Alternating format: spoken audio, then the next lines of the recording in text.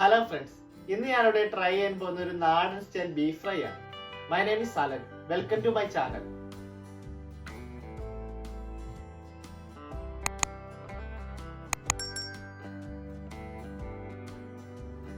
Beef fry ഉണ്ടാക്കുന്നതിന് ആവശ്യമായി കഴുകി വൃത്തിയാക്കിയ 1/2 കിലോ ബീഫാണ് ഞാനിവിടെ എടുത്തിരിക്കുന്നത്. ഇനി ഇതിനാവശ്യമായ മസാലകൾ എന്തൊക്കെയാണെന്ന് നോക്കാം. അതിനായി ഇതിലേക്ക് 1 ടേബിൾ സ്പൂൺ മുളക് പൊടി, 1/4 ടീസ്പൂൺ മഞ്ഞൾപ്പൊടി, 1 ടേബിൾ സ്പൂൺ കുരുമുളക് പൊടി, 1 ടീസ്പൂൺ മല്ലിപ്പൊടി, 1 teaspoon garam masala, 1 table spoon ഇഞ്ചി വെളുത്തുള്ളി ചതച്ചത്, കുറച്ച് കറിവേപ്പില, 1 സവോള ചെറുതായി അരിഞ്ഞത്, 2 പച്ചമുളക് ചെറുതായി അരിഞ്ഞതും ആവശ്യത്തിന് ഉപ്പും ചേർത്ത് നല്ല രീതിയിൽ ഒന്ന് ഇളക്കുക.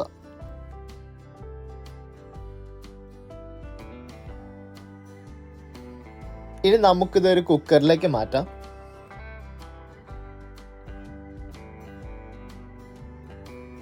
അതിനുശേഷം കുറഞ്ഞതൊരു 4 വിസിൽ അടിക്കുന്നത് വരെ വെയിറ്റ് ചെയ്യുക. ഇപ്പൊ നമ്മുടെ ബീഫൊക്കെ നല്ല രീതിയിൽ വെന്ത് വന്നിട്ടുണ്ട്. ഇനി നമുക്കിത് മാറ്റി വയ്ക്കാം.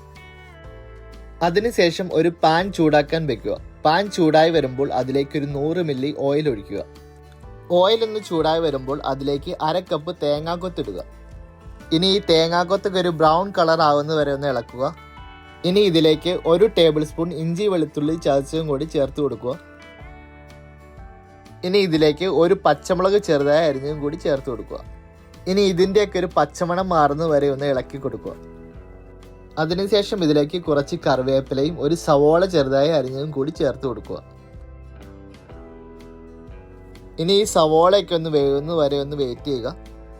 സവോള പെട്ടെന്ന് വേവുന്നതിന് ആവശ്യമായി ഇതിലേക്ക് കുറച്ച് ഉപ്പും കൂടി ആഡ് ചെയ്ത് കൊടുക്കുക. ഇപ്പം നമ്മുടെ സവോളയൊക്കെ നല്ല രീതിയിൽ വെന്ത് വന്നിട്ടുണ്ട്. ഇനി നമുക്ക് ഇതിലേക്ക് മസാലകൾ ഓരോന്നായി ആഡ് ചെയ്ത് കൊടുക്കണം.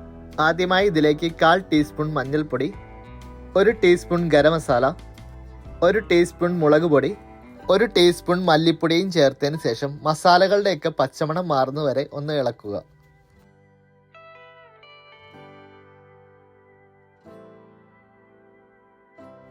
ഏകദേശം ഈ ഒരു പരുവമാവുമ്പോൾ ഇതിലേക്ക് നമ്മൾ വേവിച്ച് വെച്ചിരിക്കുന്ന ബീഫ് ചേർത്ത് കൊടുക്കുക.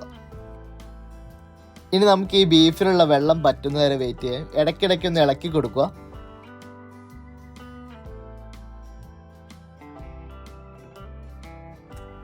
ഏകദേശം ഈ ഒരു പരുവമാവുമ്പോൾ ഇതിലേക്ക് 1 ടേബിൾ സ്പൂൺ കുരുമുളക് പൊടിയും കൂടി ആഡ് ചെയ്ത് കൊടുക്കുക. ഇപ്പം നമ്മുടെ ബീഫിലെ വെള്ളമൊക്കെ പറ്റി നല്ല രീതിയിൽ ഫ്രൈ ആയി വന്നിട്ടുണ്ട്. ലാസ്റ്റായി ഇതിലേക്ക് 1 ടീസ്പൂൺ കുരുമുളക് പൊടിയും ചേർത്തതിന് ശേഷം നല്ല രീതിയിൽ ഇളക്കി മിക്സ് ചെയ്യുക. ഇനി ഇതൊരു 10 മിനിറ്റ് ഇളക്കി നല്ല രീതിയിൽ ഫ്രൈ ചെയ്തെടുക്കുക. നാടൻ ബീഫ് ഫ്രൈ ഉണ്ടാക്കുമ്പോൾ ടേസ്റ്റ് കൂട്ടാൻ സഹായിക്കുന്ന പ്രധാനപ്പെട്ട ഒരു ഇൻഗ്രീഡിയൻ്റ് ആണ് കുരുമുളക് പൊടി. നിങ്ങളുടെ എരിവിനനുസരിച്ച് ഇതിൻ്റെ അളവ് കുറയ്ക്കുകയോ കൂട്ടുകയോ ചെയ്യാവുന്നതാണ്.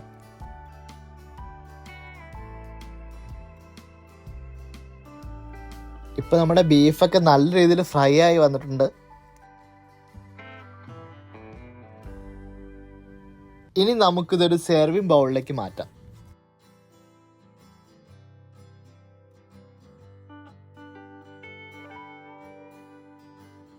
ഈ റെസിപ്പി ഇഷ്ടമായാൽ നിങ്ങൾ എല്ലാവരും വീട്ടിലൊന്ന് ട്രൈ ചെയ്ത് നോക്കുക. ഇത് പൊറോട്ടയുടെ കൂടെയും ചപ്പാത്തിയുടെ കൂടെയും ചോറിന്റെ കൂടെയും നല്ലൊരു കോമ്പിനേഷനാണ്. ഈ വീഡിയോ ഇഷ്ടമായാൽ എല്ലാവരും ലൈക്ക് ചെയ്യുക, ഷെയർ ചെയ്യുക, ഒപ്പം ബെല്ലൈക്കൺ കൂടി ഒന്ന് എനേബിൾ ചെയ്യുക.